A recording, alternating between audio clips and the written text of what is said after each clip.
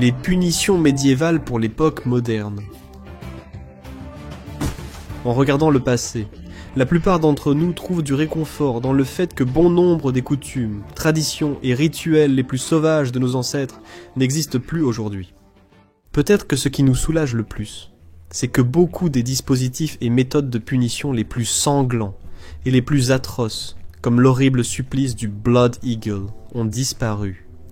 Cependant, de façon plutôt terrifiante, un certain nombre de ces pratiques médiévales existent encore aujourd'hui, et certaines sont même approuvées par des gouvernements qui d'ordinaire défendent les droits de l'homme. La flagellation. Au Moyen-Âge et à l'époque moderne, la flagellation consistait souvent à dénuder le haut du corps du contrevenant, le suspendre par les poignets à un poteau, exposant ainsi son dos nu et le rendant plus sensible à la douleur. Le contrevenant était brutalement fouetté 20 fois ou plus selon la gravité du crime. Si la victime s'évanouissait pendant l'épreuve, à cause du sang perdu ou du choc, la flagellation cessait, et on lui jetait de l'eau au visage pour la ranimer. Puis le supplice reprenait.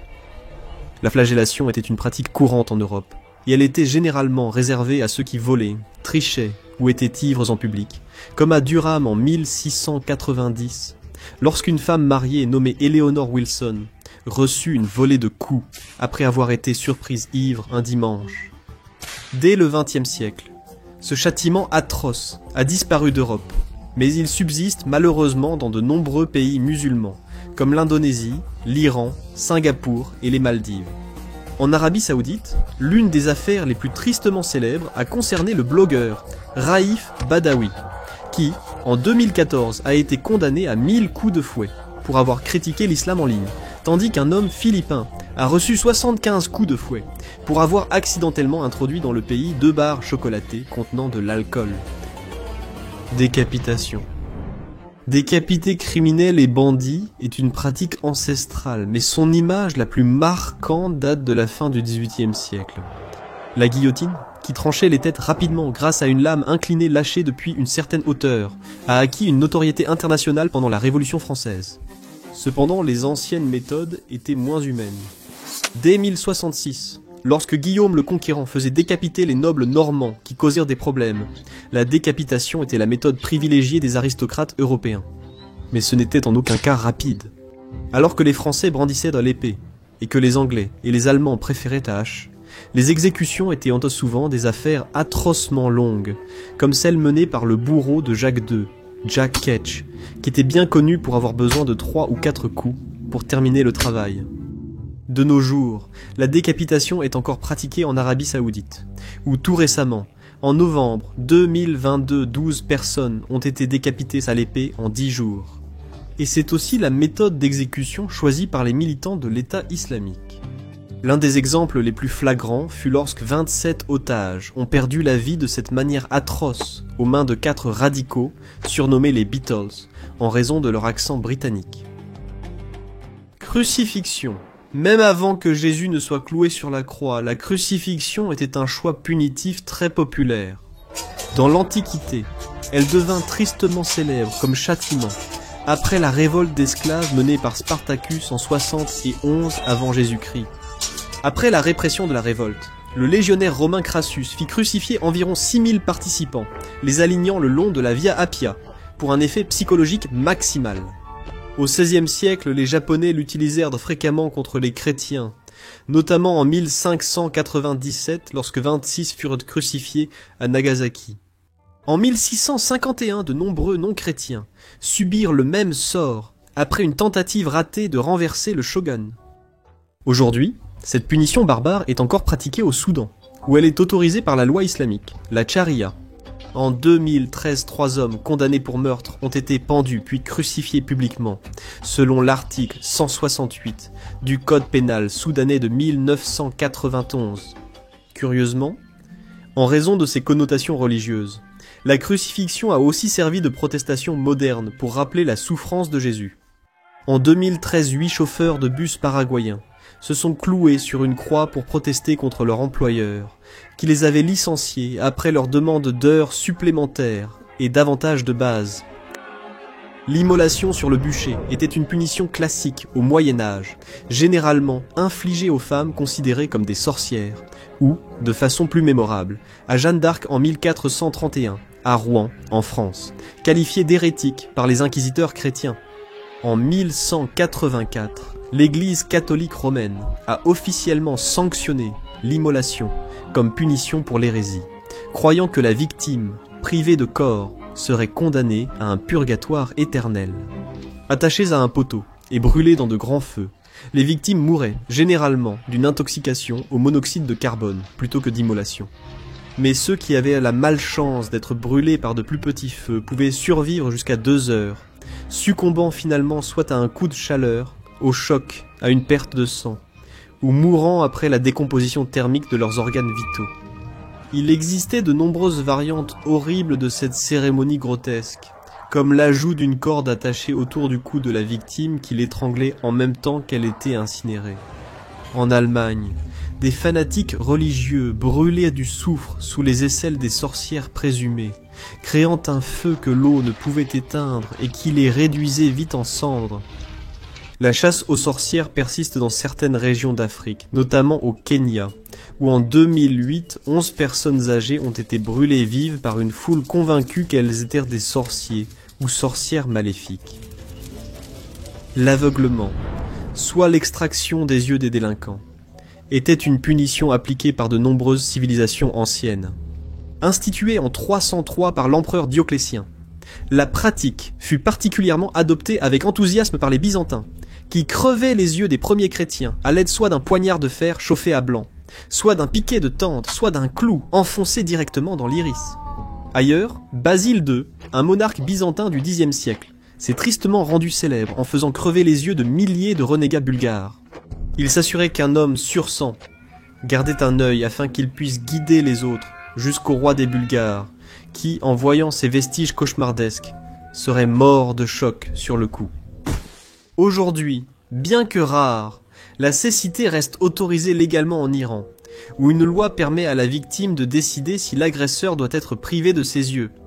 Dans une interprétation littérale de l'ancien adage œil pour œil, en mars 2015, des médecins iraniens ont crevé l'œil d'un condamné avec l'autorisation expresse de sa victime, qui avait perdu la vue à la suite d'une attaque à l'acide. Lors de la répression des manifestations au Cachemire, en 2016, les forces armées indiennes ont intentionnellement rendu aveugles jusqu'à 500 manifestants, dont des enfants dès 4 ans, en tirant des billes métalliques au visage de jeunes non armés, causant souvent une perte de vue partielle ou totale. La castration a été largement pratiquée à travers les âges, pour des raisons rituelles, comme pour la déesse Ishtar il y a 6000 ans, et pour dissuader les crimes, comme on l'a vu sous le règne du roi Alfred d'Angleterre au IXe siècle et dans les lois de Virginie de Jefferson au XVIIIe siècle. Elle servait aussi à affirmer son autorité sur une autre partie, comme en 1144, quand le duc de Normandie, dans l'actuelle France, ordonna la castration de l'évêque de Sées et de plusieurs membres de son entourage après leur élection sans son accord. Les parties manquantes furent ensuite présentées au duc sur un plateau. Pourtant, fait intéressant, elle n'était pas toujours utilisée de manière punitive, et dans certains cas, des personnes non criminelles étaient eux-mêmes encouragées à passer sous le bistouri. À partir du XVIe siècle, des chanteurs très prisés appelés castrats se faisaient volontairement retirer les parties génitales durant l'enfance, souvent à la demande de leurs propres parents, afin de conserver la hauteur de leur voix prépubère à l'âge adulte. Le manque de testostérone empêchait le durcissement des os, donnant aux chanteurs une cage thoracique très grande et leur permettant de tenir des notes très longtemps. De nombreux pays occidentaux, dont le Canada, la Suède, l'Allemagne, la Norvège, le Danemark et plusieurs États américains comme la Géorgie, l'Iowa, la Louisiane et le Texas, autorisent la castration chimique forcée des agresseurs.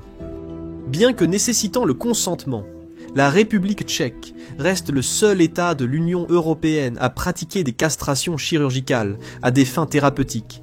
Mais cela a été fortement critiqué par des groupes de défense des droits de l'homme, qui soutiennent que les patients sont parfois contraints de faire ce choix, car un refus peut entraîner une détention de plus longue durée.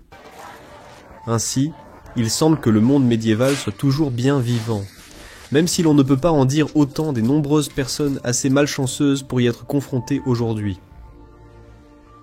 Punition dans les colonies pénitentiaires. Australie, 18e au 19e siècle.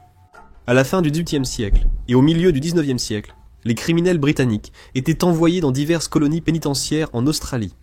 La discipline était sévèrement appliquée par les gardes militaires pour les condamnés paresseux ou indisciplinés dans leur travail. Découvrons certaines punitions infligées aux condamnés. Isolement cellulaire. Pour des délits mineurs, tels que l'irrespect envers les autorités, un condamné était isolé dans des cellules sombres et silencieuses. Ils étaient enfermés dans une petite cellule noire, sans fenêtre pour laisser passer la lumière. Assis en silence absolu pendant des semaines, et nourris de pain et d'eau. On pensait que cela laisserait aux condamnés le temps de réfléchir à leur comportement et de se réhabiliter. Les fers aux pieds. Les colonies pénitentiaires n'avaient pas de murs restrictifs dans les premières années, mais seuls les condamnés les plus courageux ou les plus téméraires tentaient de s'évader. Ils se retrouvaient face à la brousse, une nature sauvage dans laquelle ils ne pouvaient pas survivre. Et s'ils tentèrent de s'évader, ils étaient traqués par les membres des tribus aborigènes travaillant volontairement ou non pour la colonie pénitentiaire. Après plusieurs tentatives d'évasion, de lourdes chaînes furent installées pour empêcher les fuites. Elles étaient fixées aux chevilles du forçat, parfois enchaînées en groupe lors de travaux pénibles comme la construction de routes, de ponts, de tribunaux, d'hôpitaux ou dans les fermes gouvernementales. Les entraves aux jambes étaient extrêmement lourdes et inconfortables à porter, frottant contre les chevilles et restèrent en place pendant des mois pendant que le forçat travaillait. Les forçats placèrent du cuir entre l'entrave et leurs chevilles s'ils en trouvaient, afin de stopper la douleur atroce. Aucune clé pour les retirer. Une fois fixés à la cheville, un rivet chauffé était placé dans la serrure. Le forgeron devait faire sauter le rivet à coups de marteau pour les retirer.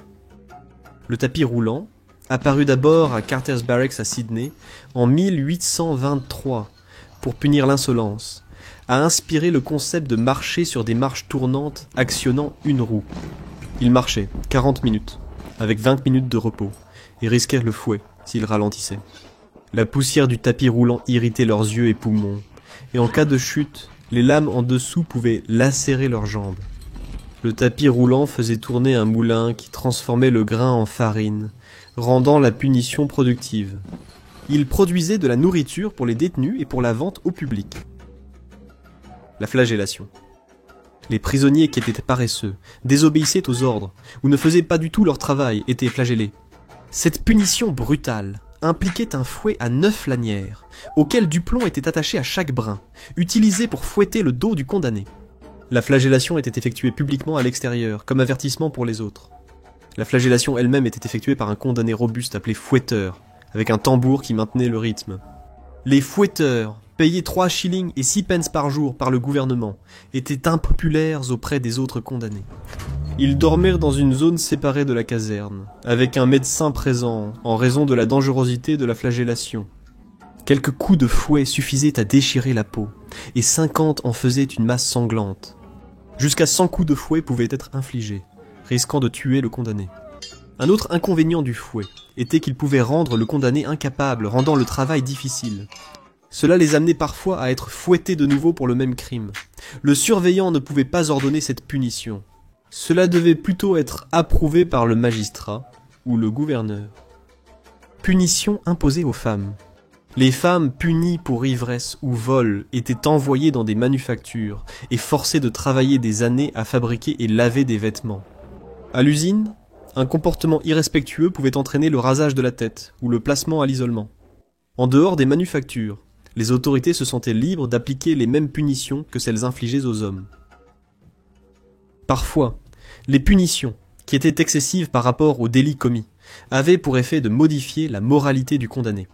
D'autres fois, les punitions, comme la flagellation, avaient l'effet inverse, car le condamné désirait se venger, ou bien la sévérité de la punition le rendait moins productif. Cochons et châtiments. Les porcs jugés pour meurtre dans la France médiévale, de 1200 à 1750. Il y a plus de 500 ans, le petit village français de Sauvigny a été bouleversé par une tragédie horrible. Ignorant du danger imminent, un garçon de 5 ans jouait joyeusement seul dans la rue. Mais soudain, sorti de nulle part, un groupe d'assaillants a accosté le jeune enfant, lui arrachant la tête et les bras sans hésitation. C'était en plein jour, et les tueurs audacieux n'ont fait aucun effort pour dissimuler leurs crimes. Cela ressemble à quelque chose tout droit sorti d'une série policière à la télévision, à une exception près. Les auteurs étaient des cochons. Plus précisément, la meneuse était une truie accompagnée de ses 6 porcelets. Les villageois étaient horrifiés par cet événement, mais cela ne s'est pas arrêté là. Les 7 cochons ont été arrêtés et jugés lors d'un procès criminel comme des humains. Le propriétaire du cochon, d'abord arrêté, a finalement été jugé non responsable de ses actes. Il ne restait plus que les cochons inculpés de meurtre, gardés en prison jusqu'à leur procès.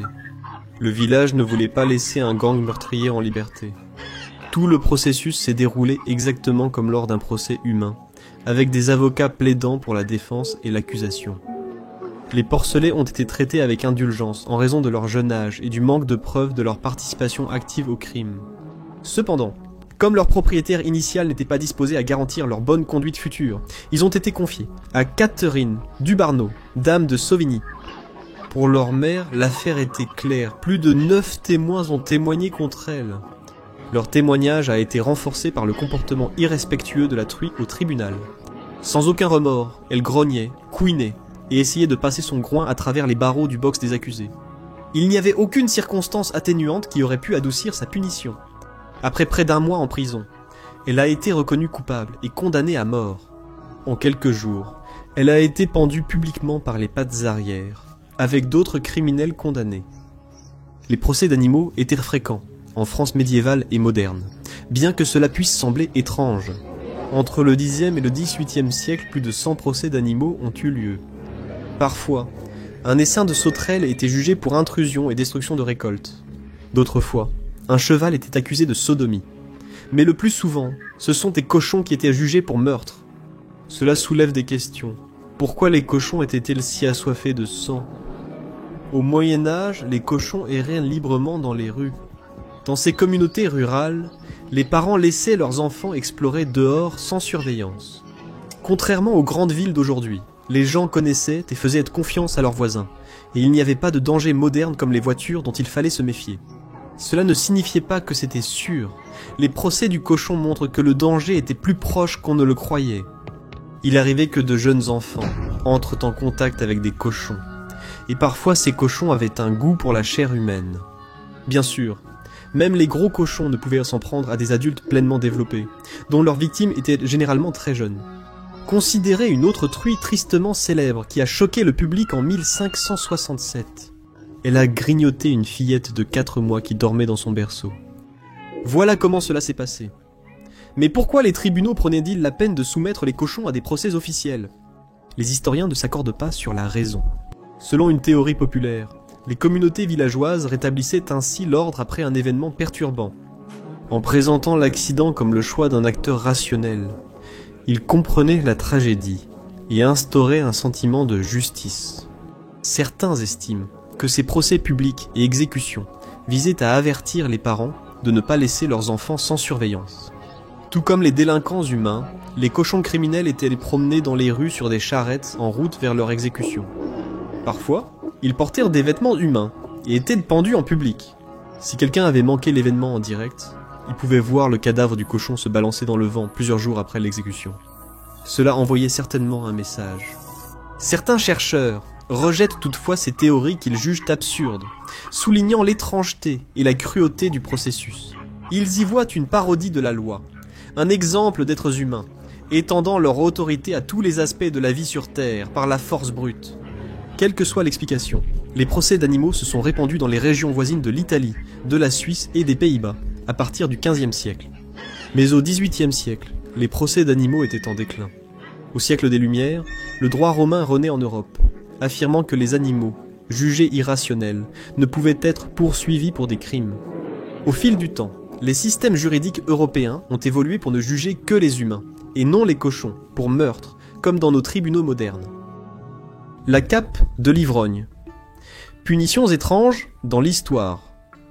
Pendant les périodes médiévales et modernes, la cape de l'ivrogne était une méthode de punition, similaire au pilori, pour les criminels et même les rebelles politiques.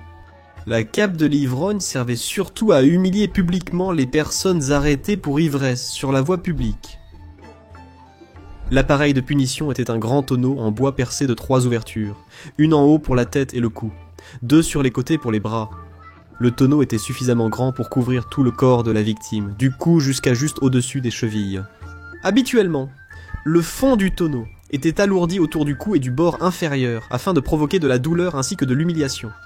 Une fois le tonneau enfilé, l'ivrogne était promené dans les rues de sa ville sous le regard de ses voisins et amis. Alors que la cape de l'ivrogne, également appelée le Schandmantel, ou manteau de la honte, a été utilisée pour la première fois en Allemagne au XIIIe siècle, elle s'est rapidement répandue dans toute l'Europe. Venue d'Allemagne, la cape de l'ivrogne s'est diffusée en Hollande, appelée manteau espagnol ou pilori en tonneau. L'appareil a ensuite atteint l'Angleterre, où il était connu sous le nom de manteau de Newcastle, ou finalement la cape de l'ivrogne. La punition est devenue très populaire en Angleterre, après que la loi sur les tavernes de 1551 ait fait de l'ivresse publique une infraction punissable. Cette loi est née à l'âge d'or des tavernes en Angleterre, quand le brassage de la bière, très répandu de 1550 aux années 1700, était surtout exercé par des femmes. L'âge d'or des tavernes a vu ces établissements devenir le centre de la convivialité, des rassemblements communautaires et des démonstrations publiques d'ivresse et de mauvais comportements.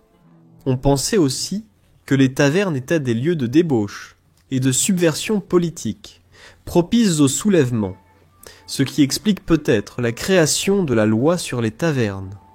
Dans les années 1650 sous le règne d'Olivier Cromwell, qui appliquait la loi sur les tavernes, il a été rapporté sous serment par un certain Jean Willis d'Ipswich, qu'il avait vu des hommes conduits dans les rues avec une grande cuve ou un tonneau ouvert sur les côtés, avec un trou à une extrémité pour y passer la tête, couvrant ainsi leurs épaules et leur corps jusqu'aux mollets, puis refermés, appelé le manteau à la mode nouvelle, et qu'on les faisait ainsi défiler sous les yeux de tous les spectateurs. Ainsi, ils punissaient des ivrognes et similaires. Au même moment, le manteau des ivrognes apparut dans les colonies d'Amérique du Nord. L'appareil subsista jusqu'à la guerre de sécession américaine, durant laquelle il fut utilisé pour punir des soldats pour des crimes commis pendant leur service. Un de ces soldats de l'armée de l'Union dans le Massachusetts dut déclarer « Je suis un voleur », alors qu'il était exhibé dans les rues de la brigade de son régiment, accompagné d'un tambour. Depuis lors, il y a eu quelques cas enregistrés où la cape de l'ivrogne a été utilisée comme forme de punition dans les prisons américaines tout au long des 19e et 20e siècles. Banque de honte et siège d'immersion. Du XIIIe au XVIIe siècle, les cucking stools furent populaires comme forme de châtiment en Grande-Bretagne, en particulier au XIIIe et XIVe siècle. Il était utilisé pour humilier socialement les gens pour des infractions mineures, comme les femmes qui bavardaient trop, ou un artisan jugé malhonnête. Le mot cucking vient du saxon cucking stool, qui signifie littéralement chaise à déféquer, car à l'origine il s'agissait de chaises percées modifiées, c'est-à-dire un pot de chambre couvert intégré dans un siège en bois. Le cucking stool consistait à promener le coupable dans sa ville ou village, attaché à un tabouret porté sur des planches ou une charrette. Le but était de les humilier afin qu'ils aient honte de leurs actes. Le ducking stool était une punition des XVIe et XVIIe siècles, dérivée du cucking stool. La punition du ducking stool se terminait toujours par l'immersion de la personne coupable dans l'eau, souvent à plusieurs reprises devant une grande foule. Le ducking stool était aussi une punition courante dans les colonies américaines. En 1662 en Virginie, si une femme était condamnée pour diffamation et que son mari refusait de payer une amende supérieure à 500 livres de tabac, elle était plongée dans l'eau avec une chaise à ducking pour chaque tranche de 500 livres impayées. La peine maximale pour diffamation selon cette loi était de 5000 livres de tabac. Une épouse pouvait donc être plongée jusqu'à 10 fois. Le plongeon était une version plus sérieuse de cette punition, qui pouvait aller jusqu'à l'épreuve par l'ordalie. Ainsi, lorsqu'une femme était soupçonnée d'être une sorcière, on utilisait souvent le plongeon comme test de sa culpabilité ou de son innocence. La suspecte était attachée à une chaise, parfois enfermée dans une cage en fer solide. La chaise était attachée à une poutre en bois, puis abaissée dans l'eau, souvent une rivière ou un étang. La sorcière présumée était plongée dans l'eau, attachée à une chaise, submergée 10 à 20 secondes avant d'être sortie et invitée à avouer. Ce processus était généralement répété jusqu'à ce que la victime se noie, ou abandonne et avoue.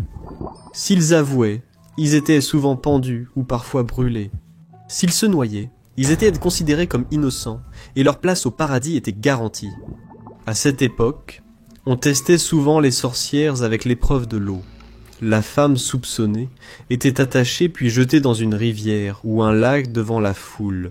Encore une fois, si elles flottaient, elles étaient des sorcières. Si elles coulaient, on pensait qu'elles étaient pures de cœur, et on espérait les sauver de la noyade.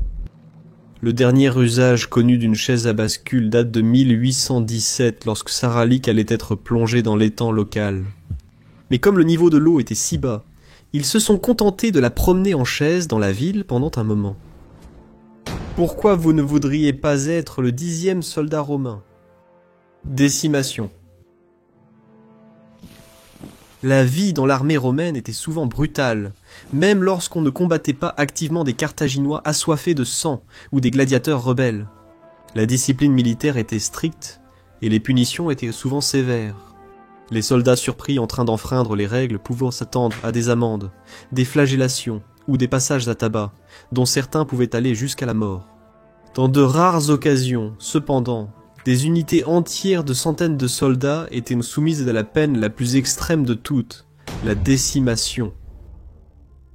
La façon dont le mot « décimation » est utilisé a changé au fil des siècles. Dans l'usage moderne, il fait généralement référence à un acte de dévastation ou de destruction presque totale. Cependant, sa racine latine, dicem, signifiant 10, donne un indice sur sa signification originale. Lorsqu'une unité militaire romaine, comme une légion ou une cohorte, avait commis une faute particulièrement grave, comme faire preuve de lâcheté face à l'ennemi, ces hommes étaient divisés en groupes égaux. Les soldats recevaient alors l'ordre de tirer au sort en tirant des pailles ou en choisissant la pierre noire dans un sac de pierre blanche, jusqu'à ce que 10% de l'unité militaire ait été sélectionnée. Les malheureux choisis étaient emmenés et ensuite battus à mort par leurs anciens camarades, à coups de pierre, de massue ou de poignard. Les 9/10 restants n'échappèrent pas complètement au châtiment, mais furent contraints de camper à l'écart de la protection du camp principal, et de subsister avec de l'orge, habituellement réservée aux animaux, plutôt qu'avec les rations de blé, et cela pendant une certaine période. On pensait qu'une punition aussi horrible, sans distinction entre innocents et coupables, servirait à la fois de correction et de dissuasion pour maintenir l'armée disciplinée. Selon les mots de l'historien grec Polybe, qui avait une expérience directe des campagnes menées toute sa vie avec l'armée romaine, cette mesure était conçue pour inspirer la peur et corriger les méfaits. Les premiers exemples connus de décimation se trouvent dans les écrits d'Ivy. Il cite l'an 471 avant Jésus-Christ, alors que Rome combattait les Volsques. Les forces d'un consul romain, Appius Claudius Sabinus Regilensis, n'ont pas réussi à tenir leur ligne de bataille, ont rompu la formation et se sont enfuis. Dans le chaos qui s'ensuivit, l'arrière-garde fut mise en déroute, et à la fois les armes et les enseignes furent abandonnées. Appius fit fouetter puis décapiter les porte-enseignes, les centurions et tout soldat dépourvu de son arme. Les hommes restants furent alors décimés. Un autre exemple célèbre de décimation eut lieu en 72 avant Jésus-Christ, lorsque Rome et toute l'Italie furent terrorisées par une révolte d'esclaves menée par Spartacus. Le Sénat confia le commandement de plusieurs légions en Italie à Marcus Licinius Crassus, réputé l'homme le plus riche de Rome et certainement l'un des plus puissants. Crassus plaça 2 de ses légions sous le commandement du légat Mummius, et lui donna l'ordre explicite de ne pas engager directement le combat contre l'armée d'esclaves de Spartacus. Mummius, cependant, désobéit à ses ordres, et ses soldats subirent une nouvelle défaite face aux esclaves. Une fois de plus, certains hommes prirent la fuite en abandonnant leurs armes pendant leur course. Les récits divergent quant à la suite des événements. Les versions les plus sanglantes disent que la décimation ordonnée par Crassus causa la mort de 1000 hommes. Mais les versions les plus prudentes affirment que le nombre de victimes était nettement inférieur et que seulement 500 soldats au total furent décimés par leurs propres camarades. La décimation n'avait pas été utilisée depuis de nombreuses années jusqu'à ce que Crassus la rétablisse, peut-être pour détourner l'attention de Spartacus. Malgré leur défaite précédente et la terrible punition qu'ils avaient subie, le reste des troupes de Crassus a réussi à se ressaisir et à écraser définitivement la révolte. En fait, l'historien grec Appien a commenté que l'utilisation de la décimation par Crassus était un encouragement pour les troupes, car cela leur apprenait qu'ils avaient plus à craindre de leur commandant que de l'ennemi. L'écrivain grec Plutarque affirmait que l'utilisation de la décimation par Crassus entraînait de nombreuses choses horribles et effrayantes à voir. Et qu'en appliquant une telle sentence, il faisait revivre une ancienne manière de punir les soldats. Cependant, peu d'exemples de décimation figurent dans les sources antiques. Cela aurait pu être efficace à court terme, mais en réalité, cela entraînait une destruction inutile de la main-d'œuvre et aurait facilement pu être contre-productif pour le moral des légions.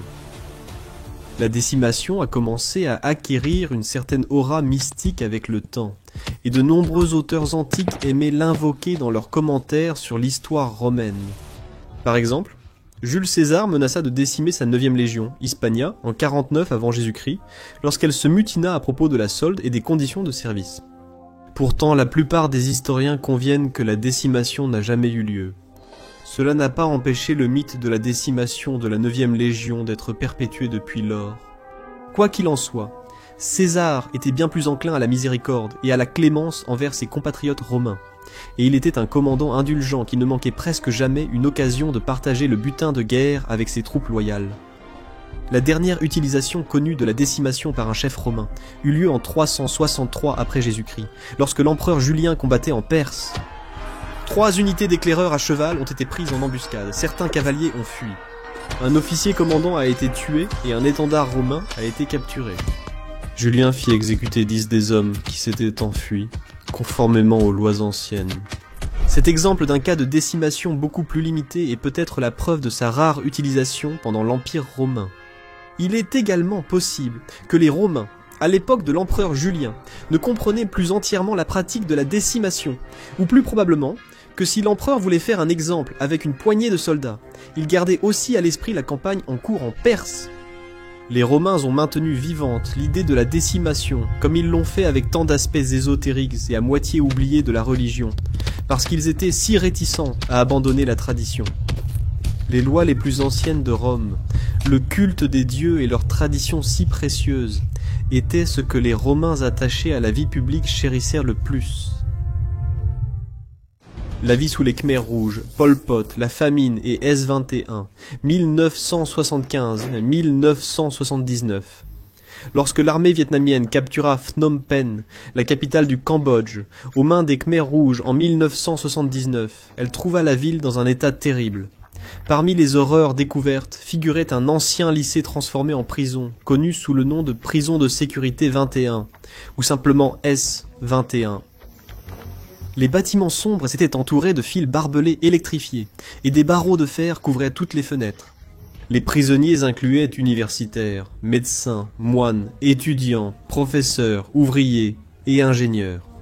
Tous étaient accusés d'être des ennemis du régime, torturés et forcés de dénoncer leurs amis et membres de leur famille comme complices. Des familles entières étaient souvent rassemblées pour être interrogées et exécutées. La paranoïa a poussé le régime à se retourner contre lui-même, remplissant rapidement les cellules d'activistes du parti, de leurs familles et de hauts responsables. Au moins 18 145 personnes y avaient été emprisonnées, et toutes, sauf une poignée, avaient été exécutées.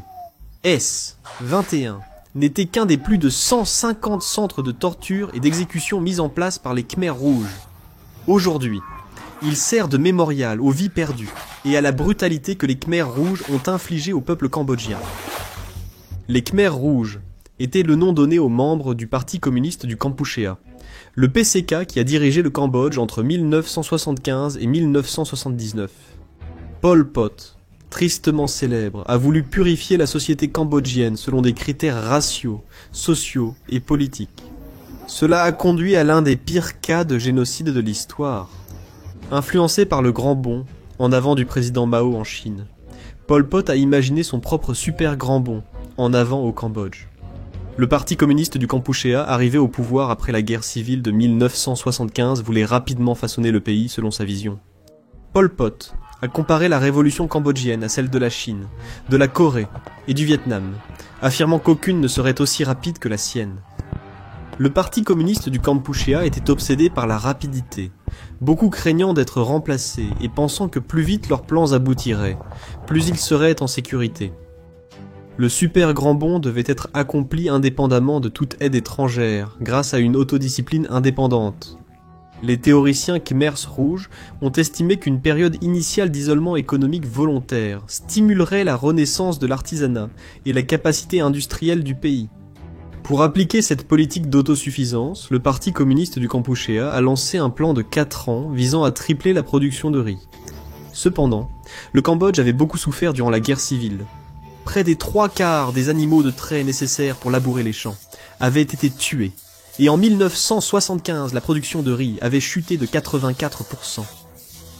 Une telle augmentation rapide de la production était impossible, mais Pol Pot pensait qu'il ne s'agissait que d'une question de volonté révolutionnaire, et mit en place sa politique d'offensives agricoles, incluant un système national de travail forcé. Il pensait que ces objectifs économiques seraient aussi faciles à atteindre que de gagner la guerre civile. L'armée et la guerre agricole du Parti communiste du Kampuchéa étaient le peuple, et le travail manuel était la clé de la victoire. Le but de chaque Cambodgien était de travailler et de faire avancer la révolution. Les villages ont été réorganisés en coopératives, et des milliers d'habitants des villes ont été forcés de quitter leurs maisons pour travailler dans les fermes. Cette politique a obligé des travailleurs de tous âges à subir 10 à 14 heures de dur labeur quotidien dans des conditions intenables. Souvent, les survivants ont rapporté avoir travaillé tard dans la nuit, surtout pendant la période des récoltes, entourés de slogans encourageants, les incitant à promettre de sacrifier leur vie pour accomplir le travail d'Angkar, ou à rester sur le chantier jusqu'à la mort. Il fallait beaucoup de nourriture pour nourrir ces agriculteurs. Le riz était aussi essentiel aux objectifs économiques de Pol Pot, donc d'importantes quantités étaient prélevées à la population pour le parti et l'exportation. Le Parti communiste du Kampuchéa n'a rien donné en retour. Ferret, survivante de cette époque, raconte avoir été envoyée dans une unité de travail pour enfants à 11 ans. Ferret a reçu l'ordre de transporter de la terre, de creuser des tranchées et d'aider à construire un barrage local. Elle et son équipe vivaient sur place, dormant sous un abri de feuillets de palmier. Le barrage était jugé crucial pour la révolution, et son unité bénéficiait d'une ration assez généreuse. 2 portions de riz et de sel par jour, parfois accompagnées de soupe de poisson. Pourtant Ferret avait toujours faim, et était épuisé, car ses rations abondantes ne suffisaient pas à un travail aussi pénible. Lorsque son unité eut terminé sur le chantier 3 mois plus tard, les responsables locaux organisèrent une célébration pour commémorer l'événement. La célébration proposait une pièce, des chants révolutionnaires et un mariage collectif. Ferret affirme avoir été félicité pour son travail acharné et en être très fier. Ferret n'a appris que plus tard ce qui était arrivé à ses 2 jeunes sœurs durant cette période. Sa grand-mère s'occupait d'elle, car elle était trop âgée pour travailler. Affamée, elle est devenue trop faible pour s'occuper des filles. Sans personne pour s'occuper d'elle. Les petites filles avaient tellement faim qu'elles sont tombées malades et sont mortes de faim. Pendant ce temps, le socialisme absolu signifiait que toutes les ressources naturelles appartenaient à l'État, et toute manifestation d'individualisme ou de privatisation était interdite, y compris les jardins privés, la propriété privée de denrées alimentaires, et même le fait de cuisiner en privé, ce qui était passible d'emprisonnement et d'exécution. Les gens n'étaient même pas autorisés à chercher de la nourriture à la campagne. Après la mort des petites sœurs de Ferret, sa grand-mère a survécu grâce à quelques médicaments cachés. Les Khmers rouges fouillaient le village tous les 3 jours, cherchant prétendument des objets de contrebande, même du matériel de cuisine et du riz. La petite réserve de médicaments a été découverte et confisquée, ainsi que la seule marmite de la famille, par les cadres locaux des Khmers rouges. La grand-mère de Ferret refusa cette ultime humiliation et mourut en moins d'1 semaine, victime de maladies et de famine. Bien que la situation ait rapidement dégénéré en une famine généralisée, Pol Pot continuait à parler de l'agriculture comme d'une opération militaire, et il voyait des ennemis partout. Dans son esprit, toute baisse de production était la faute de saboteurs et d'ennemis idéologiques. Toute personne qui critiquait les politiques du Parti communiste du Kampuchéa était considérée comme un ennemi de l'État et était arrêtée, torturée et exécutée. Pendant que les paysans mouraient de faim, Le Parti communiste du Kampuchea arrêtait des milliers de personnes jugées ennemies ou menaçantes pour l'État. Beaucoup de médecins expérimentés ont été exécutés ou ont caché leur profession, car tout signe d'un passé privilégié ou urbain, comme l'éducation ou la formation, était suspect pour les Khmers rouges et risquait l'exécution en cas de découverte. Cela a causé un manque de médicaments et de soins, alors que de nombreux travailleurs étaient malades et affamés. Plutôt que de chercher une solution, les Khmers rouges se moquaient de leurs victimes. Le Parti communiste du Kampuchea accusait les travailleurs épuisés et sous-alimentés de simuler la maladie pour éviter le travail, affirmant que ceux morts de faim souffraient d'une maladie imaginaire. Le slogan du Parti communiste du Kampuchea disait « Nous devons éliminer tous ceux qui s'imaginent malades et les expulser de notre société ». La population épuisée, affamée et malade n'avait aucun répit. Beaucoup finissaient par abandonner, s'effondrer et mourir. En utilisant sa police secrète, les Khmers rouges arrêtaient, torturaient et exécutaient toute personne considérée comme un ennemi. Cela concernait aussi les étrangers, minorités ethniques, proches de l'ancien gouvernement cambodgien, professionnels, intellectuels, toute personne instruite ou parlant une langue étrangère, ainsi que les membres du parti disgraciés par le régime. Des hommes, femmes et enfants innocents, y compris des nouveau-nés, étaient conduits dans des prisons comme S21 et forcés d'avouer de faux crimes et de dénoncer d'autres supposés ennemis de l'État. Choummé, ingénieur, a été torturé à S21 pendant 12 jours et nuits. Ses bourreaux l'ont fouetté avec des bâtons de bambou et lui ont brisé les doigts lorsqu'il a essayé de se protéger. Ils lui ont entravé les jambes et arraché les ongles des orteils avec une pince. Choummei a aussi subi des décharges électriques, qu'il redoutait le plus. Des électrodes placées dans ses oreilles l'ont rendu sourd par décharge. Il a dit qu'il avait l'impression que ses yeux étaient en feu et qu'il était prêt à leur dire tout ce qu'il voulait entendre. Les interrogateurs l'ont forcé à signer de faux aveux, selon lesquels il travaillait pour la CIA et avait recruté d'autres hommes et femmes. Des dizaines de ses connaissances innocentes ont aussi été arrêtées, torturées et tuées. Choummei n'avait jamais entendu parler de la CIA et n'a jamais su pourquoi il avait été arrêté. Il était l'un des rares à avoir réellement survécu à leur séjour à S21. La plupart des étrangers ont quitté le pays avant la fin de la guerre civile, mais plusieurs ont été emprisonnés à S21, notamment John Dawson de Worst, un enseignant britannique âgé de 26 ans. John parcourait la route des hippies pour voir un ami en Malaisie quand il rencontra Stuart Glass, un Canadien, et Carrie Hamill, un Néo-Zélandais, propriétaire d'un petit yacht. Ils voguaient vers le nord le long de la côte thaïlandaise vers Bangkok, quand, par hasard, ils entrèrent dans les eaux cambodgiennes et leur bateau fut capturé par une vedette révolutionnaire. Stuart fut abattu sur le champ, tandis que John et Carrie furent emmenés à la tristement célèbre prison de Tuol Sleng à Phnom Penh. Les hommes ont sûrement été torturés, et les archives indiquent que John avait écrit une confession mêlant faits réels et faux récits sur sa vie d'agent de la CIA. Après avoir avoué, la plupart des détenus étaient emmenés vers l'un des nombreux sites connus sous le nom de Champ de la Mort. En 4 ans de règne du Parti communiste du Kampuchea, plus d'1 million de personnes furent exécutées et enterrées dans des fosses communes à ces endroits. Les soldats Khmers rouges, jeunes hommes ou femmes, souvent issus de familles paysannes, tuaient leurs victimes par des méthodes brutales et horribles, comme l'empoisonnement ou en les battant à mort. Parfois, ils obligeaient leurs victimes à creuser leurs tombes avant de les tuer pour les humilier. À ce jour, leurs restes sont encore découverts dans les champs de la mort. La famine et les exécutions sous les Khmers rouges ont causé environ 1,5 à 2 millions de morts, soit près d'un quart de la population du Cambodge à cette époque. Après que les Vietnamiens ont pris Phnom Penh en 1979, Pol Pot et les Khmers rouges se sont enfuis en Thaïlande pour mener une guerre de guérilla. Le soutien au Parti communiste du Kampuchea a diminué, affaiblissant et dissout les Khmers rouges. Pol Pot est décédé d'une crise cardiaque en 1998.